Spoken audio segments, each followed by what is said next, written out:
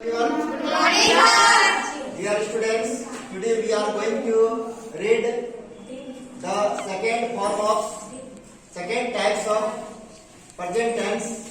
Its name is present continuous tense. It is also known as present imperfect tense or progressive tense. So we will study about the structures, definitions, kinds, and using different types of helping verb. With according to subject in this tense, we will study about that. In last class we have studied about present indefinite tense or simple present tense. In tense we have studied how to different types of sentence related to present indefinite tense translate into English. So we have also studied the using of verb forms and helping verb according to the subject. We have to use different types of verb forms according to subject and also use helping verbs according to the sentence. The helping verb or main verb will be used according to the sentence, respective present and indefinite or continuous tense. But today I am going to tell you, and we are also going to study about present continuous tense. In this tense we will also study the different definitions of present continuous tense and structure. तो आज की class में हम लोग present continuous tense के बारे में पढ़ेंगे और प्रेजेंट कंटिन्यूअस टेंस का ही सेकंड नेम है आपका प्रेजेंट इम्परफेक्ट टेंस और इसी को हम लोग प्रोग्रेसिव या प्रेजेंट प्रोग्रेसिव टेंस के रूप में भी जाना जाता है। तो इसको प्रेजेंट कंटिन्यूअस टेंस कहिए या प्रेजेंट इम्परफेक्ट टेंस कहिए या प्रेजेंट प्रोग्रेसिव टेंस कहिए, सब एक ही है। इसी को हिंदी में हम लोग बोलते हैं अपूर्ण वर्तमान काल, अपूर्ण यानी जो पूर्ण ना हो। इसके बाद आपका मिलेगा पूर्ण, पूर्ण मतलब पूर्ण होने वाला काम, ये हो गया अपूर्ण। अपूर्ण वर्तमान काल, अपूर्ण का मतलब क्या चीज अपूर्ण? जो काम होता है, जो एक्शन होता है, जो वर्क होता है, उस काम के अपूर्ण होने का बोध होता है। अपूर्ण मतलब क्या? काम के चालू रहने का।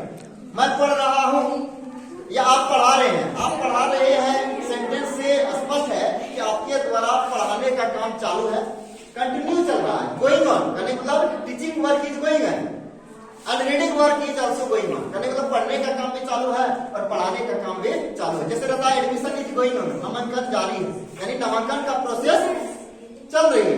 उसी प्रकार पढ़ाई चल रही है, क्लास चल रही है, क्लास चल रही है मतलब अभी भी क्लास चल रही है। क्लास हो चुकी है मतलब क्लास का काम, पढ़ने का काम हो गया, क्लास हो चुका है मतलब काम पूर्ण हो गया, और जबकि चल रहा है काम चालू है। यानी कंटिन्यूअस टेंस में हम लोग जानेंगे कि कंटिन्यूअस टेंस क्या होता है। तो जो भी टेंस होता है तो टेंस में क्रिया होता है। पहले भी मैंने बताया कि टेंस का संबंध क्रिया से होता है और वर्ब फॉर्म ही वह बताता है। वर्ब फॉर्म यानी समय के दरमियान होने वाले क्रिया का रूप में परिवर्तन है। तो यानी कोई भी एक्शन या कोई भी वर्ब जो होता है गोइंग ऑन यानी जारी रहने का बोध होता है। नहीं तो कहने का मतलब एनी एक्शन यानी कोई भी वर्ब, एनी एक्शन और वर्ब, कोई भी काम या कोई भी action is going on. Going on मतलब होता है जारी रहना, चालू रहना, गोइंग ऑन। नहीं according to going on, according to present time यानी प्रेजेंट समय के अनुसार कोई भी काम के, कोई भी एक्शन के चालू रहने का बोध होता है। प्रेजेंट टाइम यानी किसी भी काम का या किसी भी क्रिया का वर्तमान काल में या प्रेजेंट टेंस में गोइंग ऑन मतलब क्या? चालू रहने का बोध होता है, यानी जारी रहने का, यानी कंटिन्यू चलता है। काम जो है आपका कंटिन्यू चलते रहता है। कंटिन्यू मतलब लगातार चलता है। कंटिन्यू किसी भी काम के कंटिन्यू रूप से चलने का बोध होता है, इसलिए इसका नाम है प्रेजेंट कंटिन्यूअस यानी अपूर्ण वर्तमान काल। किसी भी क्रिया के वर्तमान काल में अपूर्ण रूप से होने का बोध होता है, यानी क्रिया के चालू रहने का बोध होता है या जारी रहने का बोध होता है। नहीं अब इसमें हम लोग पढ़ेंगे कि पहचान, आइडेंटिफिकेशन, कैसे जानेंगे कि वर्ब प्रेजेंट कंटिन्यूअस टेंस का वर्ब। जैसे इंडेफिनिट टेंस का हमने पहचान देखा था कि क्रिया के अंत में ता है, ती है, ते है। क्रिया के अंत में ता है, ती है, ते है लगा रहता है, तो उसको हम लोग प्रेजेंट इंडेफिनिट का नाम दिए थे। लेकिन इसमें जो वाक्य है आपका ता है, ती है वाला नहीं है, क्योंकि क्रिया से ही आपको टेंस का पहचान करना है, इसलिए क्रिया को चुनना पड़ेगा। कोई भी ट्रांसलेट टेंस का अगर बनाइएगा तो सबसे पहले क्रिया को देखिए, क्योंकि क्रिया से ही आपका टेंस का नाम मिलेगा। अगर क्रिया को नहीं समझ पाएगा तो आप टेंस पहचान नहीं पाएगा। जब टेंस से पहचान पाइएगा फिर ट्रांसलेट कैसे कीजिएगा। तो पहचान कीजिए कि उस वाक्य में आपको ट्रांसलेट करना है। तो सेंटेंस, हिंदी सेंटेंस को इंग्लिश में ट्रांसलेट करना है तो सेंटेंस में सब्जेक्ट वर्ब ऑब्जेक्ट तो होगा ही। तो उस सब्जेक्ट वर्ब ऑब्जेक्ट में सबसे पहले वर्ब को सिलेक्शन कर लीजिए, पढ़ना, जाना, हंसना, हंसना रोना। इसमें देखिए कि क्रिया में क्या लगा हुआ, अगर का है ती है ते है तो आपने इंडिफिनिट का नाम दिया था, और इसमें जो वर्ब होगा आपका ये आएगा रहा है, ठीक है, रहा है, रही है, रहे हैं, ये जो है आपके क्रिया में लगा हुआ मिलेगा। अगर कंटिन्यूअस का सेंटेंस है तो रहे हैं, और मैं के साथ हो गया रहा हूं, मैं पढ़ रहा हूं, और लड़की बोलेगी मैं पढ़ रही हूं, रही हूं, रहे हो, और तुम के साथ क्या होता है, रहे हो। इनमें से कुछ भी लगा हुआ रह सकता है, रहा है, रही है, रहे हैं, रहा हूं, रही हूं, रहे हो। नहीं तो रहा है जैसे वो पढ़ रहा है, किसी लड़की के बारे में बोलेंगे कि वह सो रही है, ये लोग खा रहे हैं, या ये लोग पढ़ा रहे हैं। मैं अपने आप के लिए लागू करूंगा, मैं पढ़ रहा हूँ, कोई लड़की बोलेगी अपने मुंह से मैं पढ़ रही, सॉरी लड़का बोलेगा पढ़ रहा हूँ, लड़की बोलेगी मैं पढ़ रही हूँ, तुम्हारे साथ बोलेगा तुम पढ़ रहे हो, तो रहा है, रही है, रहे हैं ही आपके इंडिफिनिट के सेंटेंस का पहचान है। जनरली अगर बोलेगा रहा, रही, रहे, कंटिन्यूअस का पहचान है, चाहे वो प्रेजेंट कंटिन्यूअस हो या पास्ट कंटिन्यूअस हो या फ्यूचर कंटिन्यूअस हो। जब इसी में है शब्द को जोड़ देंगे, हूं शब्द को जोड़ देंगे, हो शब्द को जोड़ देंगे, इसका डायरेक्ट संबंध प्रेजेंट कंटिन्यूअस टेंस से हो जाएगा। पढ़ रहा था यानी पहले पढ़ रहा था, पढ़ रहा हूं तो अभी पढ़ रहा हूं, पढ़ता रहूंगा आने वाले समय में क्रिया होते रहेगा। ये बात है, ये रहा, रही, रहे हैं कंटिन्यूअस का। जैसे एग्जांपल में हो गया कि वह सो रहा है, यानी उसके द्वारा सोने का काम चालू है, सो रहा है, या आप पढ़ा रहे हैं, इसमें ऑब्जेक्ट नहीं है, ऑब्जेक्ट रहेगा भी तो कोई बात नहीं, वह भी कंटिन्यूअस नहीं जाएगा। आप पढ़ा रहे हैं, इसका मतलब आपके द्वारा पढ़ाने का काम चालू है। आप वह सो रहा है, उसको लिख देंगे he is sleeping.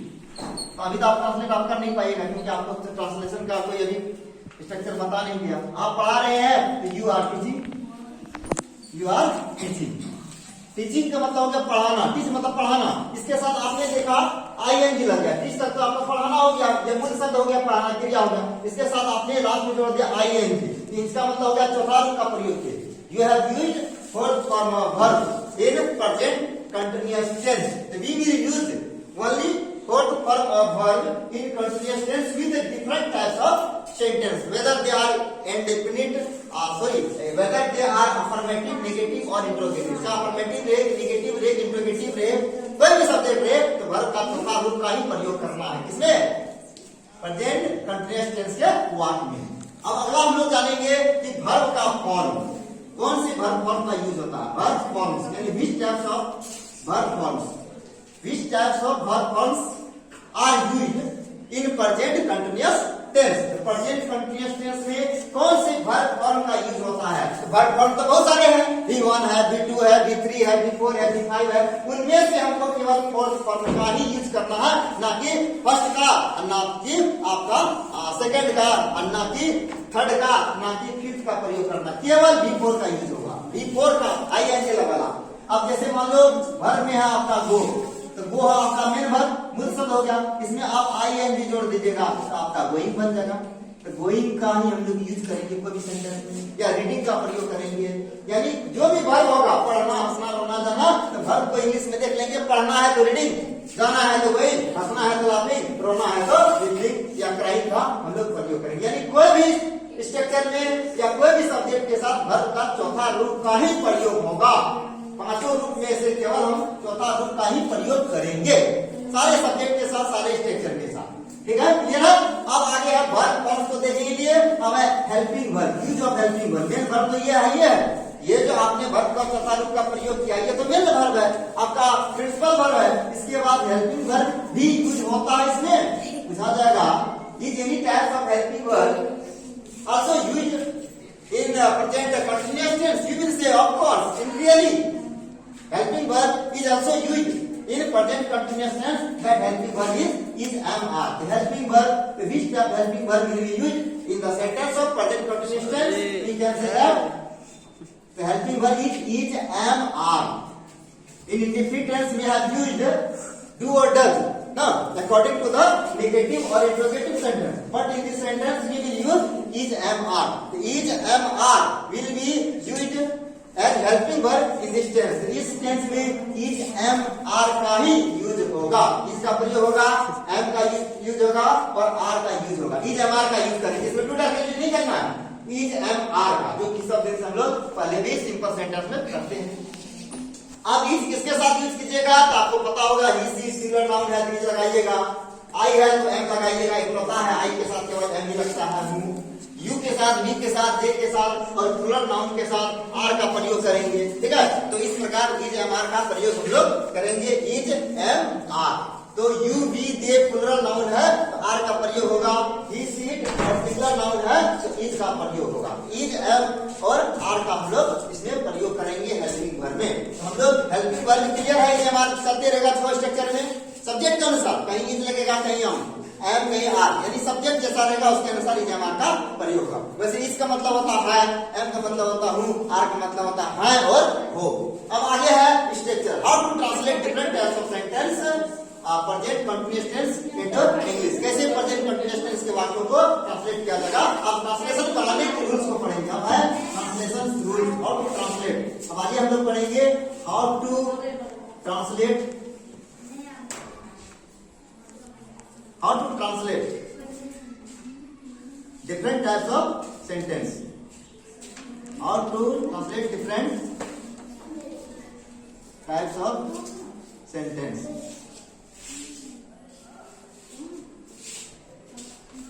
in this tense। यानी इस टेंस में विभिन्न प्रकार का जो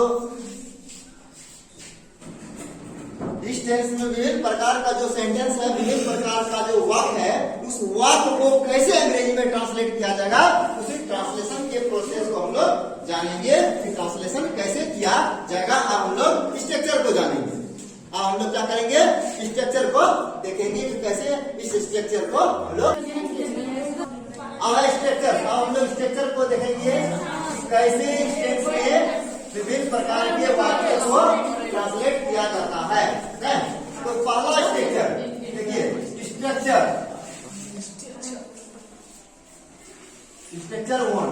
तो स्ट्रक्चर वन में हो गया सेंटेंस ऑफ, सेंटेंस कौन सेंटेंस है, सेंटेंस ऑफ अफर्मेटिव, अफर्मेटिव और पॉजिटिव। यानी अगर आपका सेंटेंस कंटिन्यूअस टेंस का जो सेंटेंस है वो अगर अफर्मेटिव या पॉजिटिव से बिलोंग करता है तो आपको ये स्ट्रक्चर लागू करना है। स्ट्रक्चर में आपका हो गया, सबसे पहले आप सब्जेक्ट लिखिएगा, सब्जेक्ट के बाद आप is am are according to the subject. I have already told you that helping verb और that means is am are will be used according to the subject, और इज एम आर का प्रयोग subject के अनुसार होगा। उसके बाद आप वर्ब का चौथा रूप का प्रयोग कीजिएगा। You will put fourth form of verb in this sentence, no, with every type of subject। हर प्रकार के सब्जेक्ट के साथ आपको बिफोर ही लगाना है, ठीक है, और हर स्ट्रक्चर में लगेगा प्लस सब्जेक्ट प्लस रेस्ट। ये है आपका स्ट्रक्चर, इसी पर आपको ट्रांसलेट करना है। Subject is am are plus before plus subject plus. Example में हो गया, जैसे वह रोटी खा रहा है, वह रोटी खा रहा है, यानी उसके द्वारा रोटी खाने का काम जारी है। तो सब्जेक्ट हो गया, खा रहा है हो गया क्रिया, कौन खा रहा है, खा रहा है, खाने का काम हो रहा है, रही है, आपका कंटिन्यूस में चल गया, ताहती है तो है। अब ये कौन खा रहा है, वह हो गया आपका सब्जेक्ट, क्या खा रहा है, तो रोटी। तो तीन चीज मिल गया, सब्जेक्ट मिल गया, वर्ब मिल गया, ऑब्जेक्ट मिल गया। इसमें आपका रेस्ट नहीं है, छोड़ देंगे, लिख देंगे ही इज ईटिंग, रोटी का ब्रेड या चपाती से लिखना, लिख दीजिए, नहीं ब्रेड, मॉडर्न इंग्लिश में रोटी को तो नहीं देता, तो ही इज ईटिंग ब्रेड है, ये लगा दीजिए, he is eating a bread, तो वर्किंग खाना नहीं। तो ये आपका प्रेजेंट कंटीन्यूअस टेंस सवाल है। राम सो रहा है, राम इज स्लीपिंग, मैं हंस रहा हूं, आई एम लाफिंग, तुम जा रहे हो, यू आर गोइंग, तुम घर जा रहे हो, यू आर गोइंग। आप इस प्रकार का कंटीन्यूअस टेंस के वाक्य को ट्रांसलेट करना है। ये स्ट्रक्चर नंबर 1 हो गया। अब स्ट्रक्चर नंबर 2 हो गया आपका स्ट्रक्चर ऑफ निगेटिव। अब है सेंटेंस निगेटिव सेंटेंस, अब है structure of negative, structure of negative. कौन निगेटिव, अफर्मेटिव निगेटिव, निगेटिव कौन निगेटिव है, आपका अफर्मेटिव निगेटिव, वही सेंटेंस है लेकिन निगेटिव में है,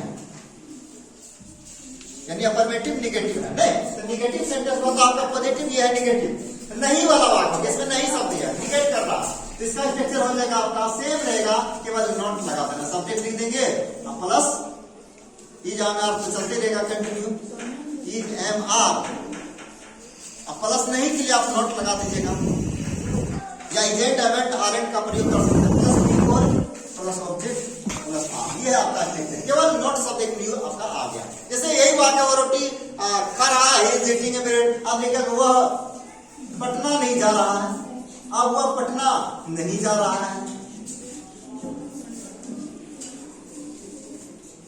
यानी इसके द्वारा पटना जाने का काम नहीं हो रहा, लेकिन he is not going to Patna, he is not, या ही इजंट, इज के साथ नॉट एक साथ आप यूज कर सकते हैं, isn't, he isn't going to Patna, या he is not going to Patna, ठीक है, गोइंग टू पटना, मतलब वो पटना नहीं जा रहा है। आप नहीं सो रहे हैं, यू आर नॉट स्लीपिंग, मैं नहीं हंस रहा हूं, आई एम नॉट लाफिंग, आप विद्यालय नहीं जा रहे हैं, you are not going to school, नहीं, इस प्रकार नॉट लगा करके आपको ट्रांसलेट करना है, ठीक है। और तीसरा जो है आपका पॉजिटिव सोफ्ट इंट्रोगेटिव, तीसरा हो गया आपका पॉजिटिव सोफ्ट इंट्रोगेटिव, तीसरा स्ट्रक्चर हो गया आपका positive soft interrogative. Only one example मैं ले रहा हूं, पॉजिटिव सोफ्ट इंट्रोगेटिव, क्या वाला जो वाक्य होता, सोफ्ट इंट्रोगेटिव, क्या लगा करके पॉजिटिव सोफ्ट इंट्रोगेटिव। अगर आपका वाक्य जो है पॉजिटिव सोफ्ट इंट्रोगेटिव है, इसका स्ट्रक्चर क्या हो जाएगा, तो सब इसमें जब क्या लगा करके वाक्य होता है, क्या मैं पढ़ रहा हूँ, क्या मैं खा रहा हूँ, क्या मैं जा रहा हूँ, आप इसका स्ट्रक्चर में क्या कीजिएगा, हेल्पिंग वर्ब को आप पहले कर दीजिए, इज एम आर जो है ना आपका, इज एम आर जो है सबसे पहले ही आ जाएगा, ठीक है, जब बेटा लिखेगा is am are plus subject plus before plus object plus rest, ठीक है, इस प्लस में आप इंट्रोगेशन साइन डालिएगा। नहीं इसी का अगर निगेटिव है, चलिए चौथा निगेटिव इसी के साथ हम लोग कर देते हैं, ठीक है, ये पॉजिटिव सोफ्ट इंट्रोगेटिव है, अगर आपका निगेटिव सोफ्ट इंट्रोगेटिव है, निगेटिव सोफ्ट इंट्रोगेटिव, अगर निगेटिव सोफ्ट इंट्रोगेटिव सेंटेंस है आपका, तो क्या हो जाएगा, आपका सेम रहेगा, तो पहले आपका इज एम आर लगा दीजिएगा, इज एम आर पहले आ गया आपका, नहीं इज एम आर पहले लगा दीजिएगा, उसके बाद आप क्या लिखिएगा, एस लिखिएगा, सब्जेक्ट लिखिएगा, नहीं के लिए आप नॉट लिखिएगा, फिर बिफोर लिखिएगा, फिर ऑब्जेक्ट लिखिएगा, फिर रेस्ट लिखिएगा, प्लस में क्वेश्चन चिन्ह डाल दीजिएगा। नहीं तो is am are plus subject plus not plus before plus object plus rest, नहीं तो पहले is am are before object plus rest, इसके बाद निगेटिव रहेगा is am are plus not plus before plus object plus rest. एक साथ ही example देकर दोनों को हम क्लियर करेंगे, ठीक है।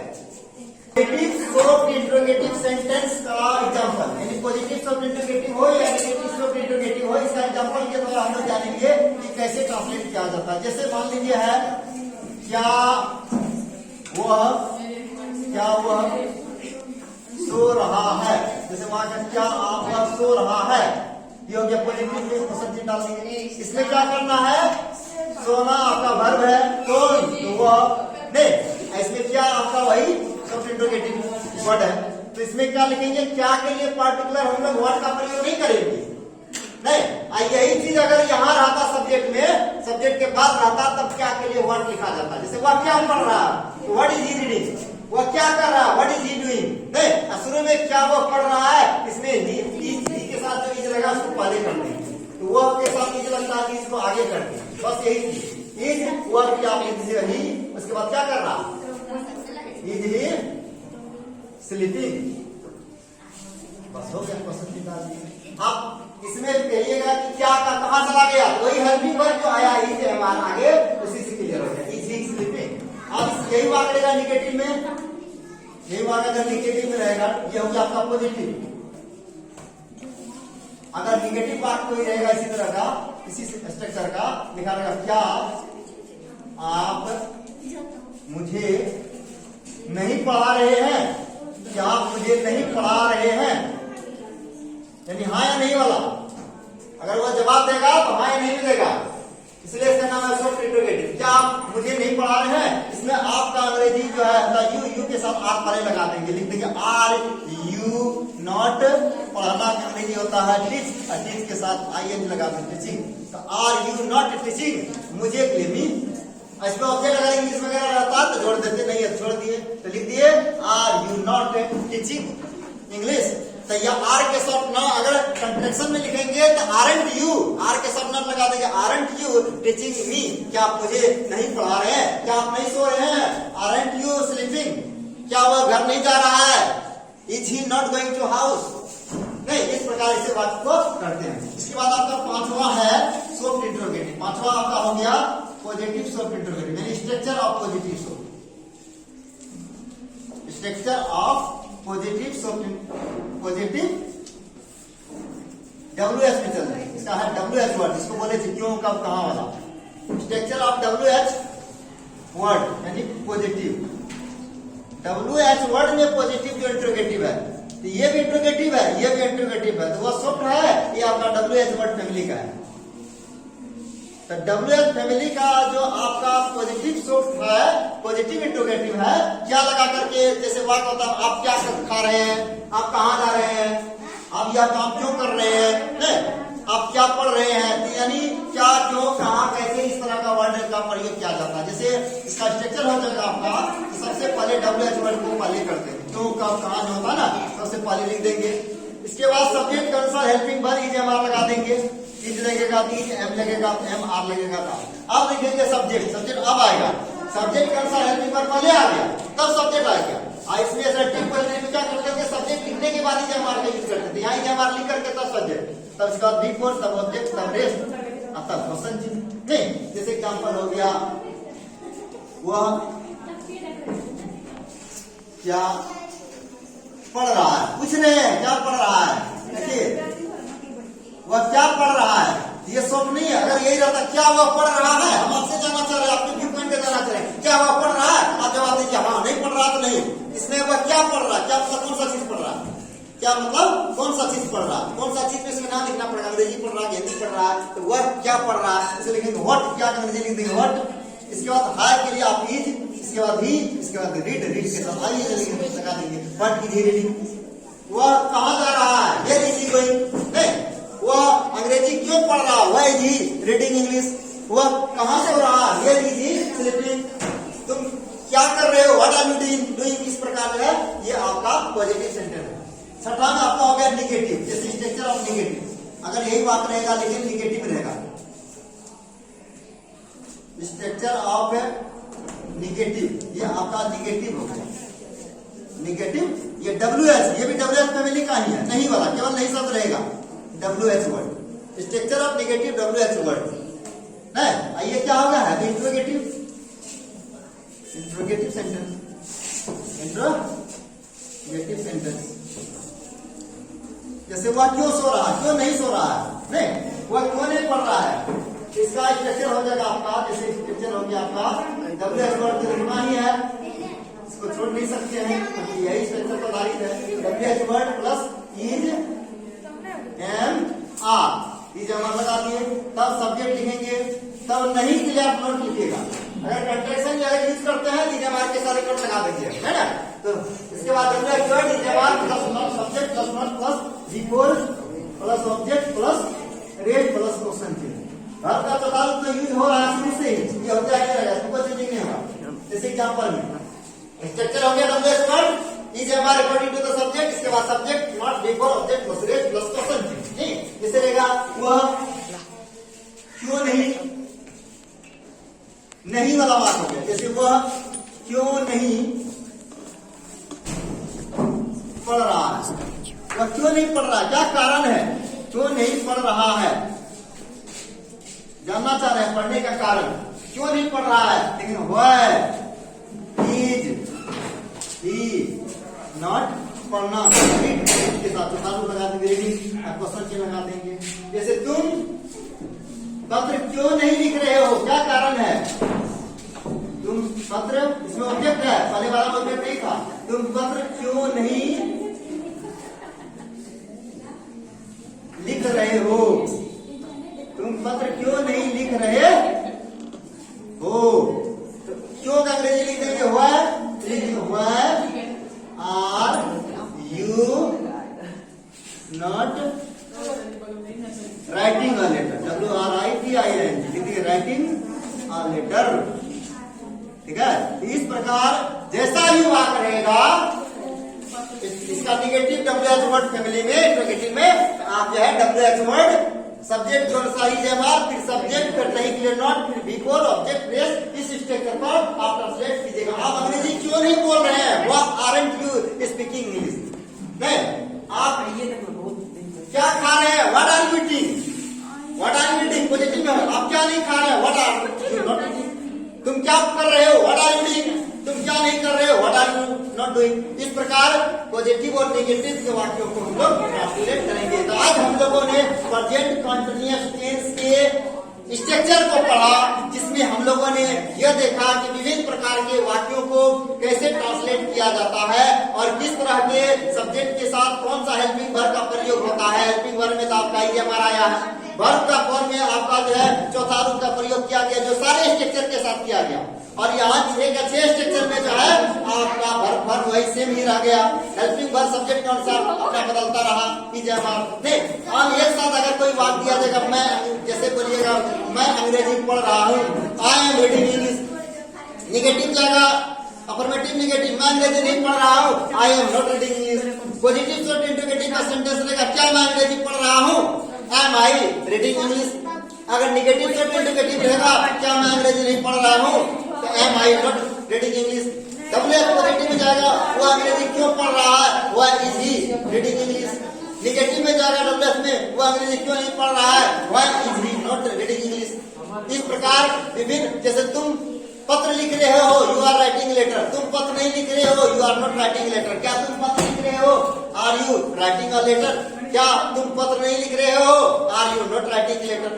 तुम पत्र कब लिख रहे हो, तो when are you writing letter. तुम पत्र क्यों लिख रहे हो, why are you writing a letter. तुम पत्र क्यों नहीं लिख रहे हो, why are you not writing a letter. इस प्रकार विभिन्न वाक्यों को चाहे अफर्मेटिव असर्टिव का पॉजिटिव हो या नेगेटिव हो, पॉजिटिव शॉर्ट इंटरोगेटिव हो या नेगेटिव शॉर्ट इंटरोगेटिव हो, डब्ल्यूएस पॉजिटिव हो या डब्ल्यूएस नेगेटिव हो, सारे वाक्य को ट्रांसलेट कैसे किया जाएगा। तो आज के क्लास में हम लोगों ने सारे हेल्पिंग वर्ब और वर्ब फॉर्म के बारे में पढ़ा, स्ट्रक्चर के बारे में पढ़ा। अगर आप लोग जितना फ्लुएंसी अगर चाहते हैं वाक्य बोलने में, तो आप लोगों को ज्यादा से ज्यादा वाक्य को ट्रांसलेट करना पड़ेगा।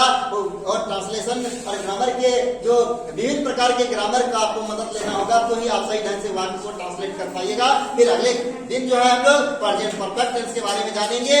इसको पढ़ने से पहले it is my request and you will follow all my instructions which has been given by me, and you will also practice different types of sentence on the base of different types of tense. After that, surely fluency will become, and you will be also able to be a good English speaker. That's all, and we will discuss on other day on another topic. Thank you. Bye.